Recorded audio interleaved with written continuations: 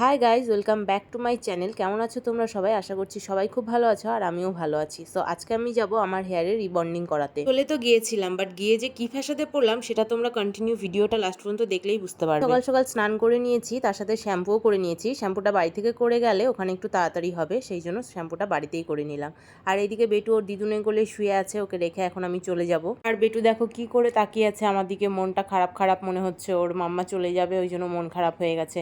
তারপর আমি ওকে একটু কোলে নিয়ে আদর করে নিলাম, একটু চুমু টুমু খেয়ে নিলাম ওকে। এমনিতে আমি সারাদিন চুমু খেতেই থাকি।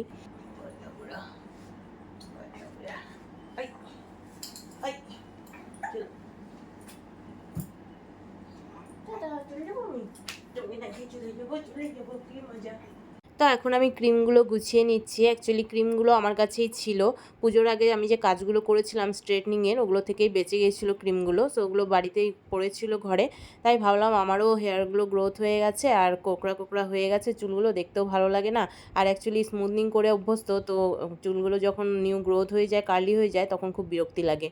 আর সামনে একটা অকেশনও আছে, সেই জন্য ভাবলাম যে তাহলে করিয়েই নিই, আমার ক্রিম দিয়ে করিয়ে নিই, আর যে করে দিবে তার যেটা চার্জেস লাগবে সেটা দিয়ে দেবো। তো ওই করে কথা বলে নিয়েছিলাম। সামনে কি অকেশন আছে সেটা তোমরা কন্টিনিউ আমার ব্লগগুলো যদি ফলো করো তাহলেই জানতে পারবে। তো সব কিছু নিয়ে টিয়ে বেরিয়ে পড়লাম। গৌরবকে বললাম আমাকে একটু দিয়ে আসো, বাড়ি থেকে খুব একটা দূরে না, তবুও এত রোদের মধ্যে আর একা একা হেঁটে হেঁটে যেতেও ইচ্ছে করে না, তাই ওকে বললাম আমাকে একটু দিয়ে আসো। তো আমাকে নিয়ে আসলো। তো এসে পড়েছি পার্লারে, এখনও ক্রিমগুলো বের করে দেখছে কী কী ক্রিম আছে। তো লরিয়ালেরও ছিল, তো আমাকে বললো লরিয়ালটা করতে পারো, বাট লরিয়ালটা অল্প ছিল, বললো হয়ে যাবে, কিন্তু নিউট্রিলাইজারও লাগবে লরিয়ালে। তো ওটা আমার কাছে ছিল না, ম্যাট্রিক্সেরই ছিল, ক্রিম প্লাস নিউট্রিলাইজার। সো ওই জন্য ম্যাট্রিক্স দিয়েই করা হলো।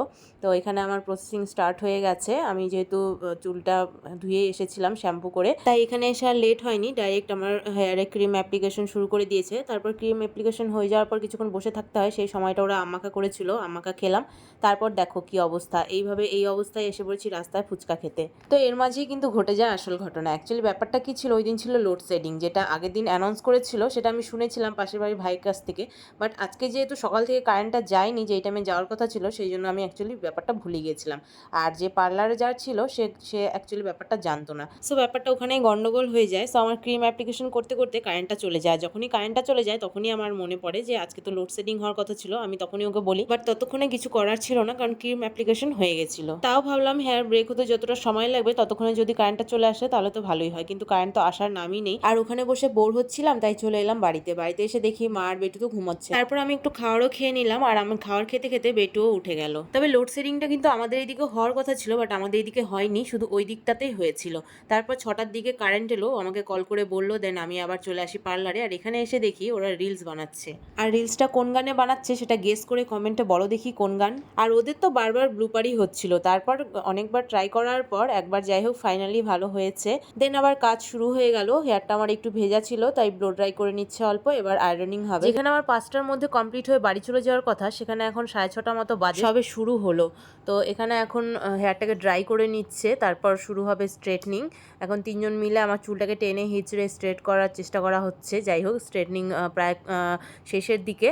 তো এদিকে আমার কানে যদি ছ্যাঁকানা লেগে যায়, তাই আমি একটা টিস্যু দিয়ে কানটাকে ধরে রেখেছি। তো আয়রনিং কমপ্লিট, এবার নিউট্রিলাইজার লাগিয়ে দিয়েছে। তো এখন বসে চাউমিন খাচ্ছি, যেটা ওদেরই দোকানের। চাউমিন খাওয়ার পর আরও একটু টাইম রাখতে হতো আমার হেয়ারটাকে, তাই ওরা আবার রিলস বানানো স্টার্ট করলো।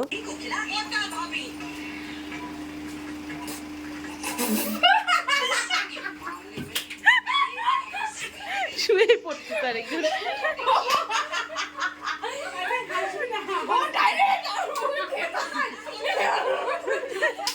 তো আমার হেড ওয়াশ হয়ে গেছে, এবার চুলটাকে ড্রাই করে নিচ্ছে, দেন আবার একটু স্ট্রেটনিং করে একটা ফিনিশিং দিয়ে দিচ্ছে হেয়ারে। ফাইনালি 8টার দিকে আমার স্ট্রেটনিং কমপ্লিট হলো। দেন তারপর এটা আমার ফাইনাল লুক। দেখো কেমন হয়েছে কমেন্ট করে অবশ্যই জানিও। ভিডিওটা এখানেই শেষ করছি।